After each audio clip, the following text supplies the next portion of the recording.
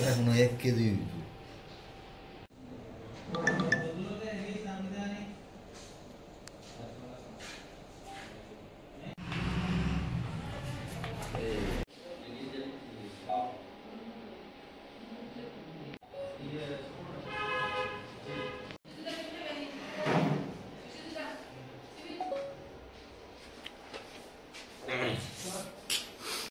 আমরা একটা গোপন সংবাদ পাই যে বদরুল হক বাড়ি চুড়াইবাড়ি নন্দীপাড়া, ওনার বাড়িতে প্রচুর ব্রাউন সুগার মানে হিরোইন মজুদ আছে।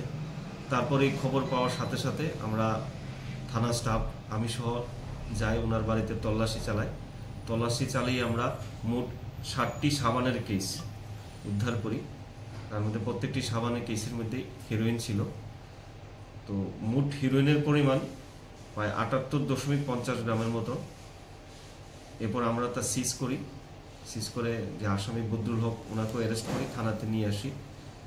তারপর ওনার বিরুদ্ধে আমরা NDPS ধারায় সৌমোটো মামলা নিই, যা চুড়াইবাড়ি থানার কেস নাম্বার 2/2025 ধারা 22B 25 29 NDPS অ্যাক্ট।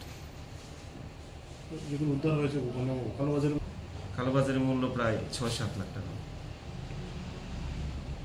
জিজ্ঞাসাবাদে ও স্বীকার করেছে ওটি বিক্রি করার জন্য ওর বাড়িতে মজুত রেখেছে। বাকি জিজ্ঞাসাবাদ চলছে, এটা আমরা তদন্তের স্বার্থে এখন আমরা এটা গোপন রাখছি।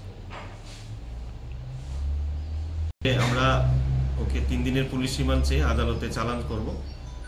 তারপর পুলিশ রিমান্ডে থাকাকালীন আমরা সব তথ্য ওর কাছ থেকে আমরা জানব।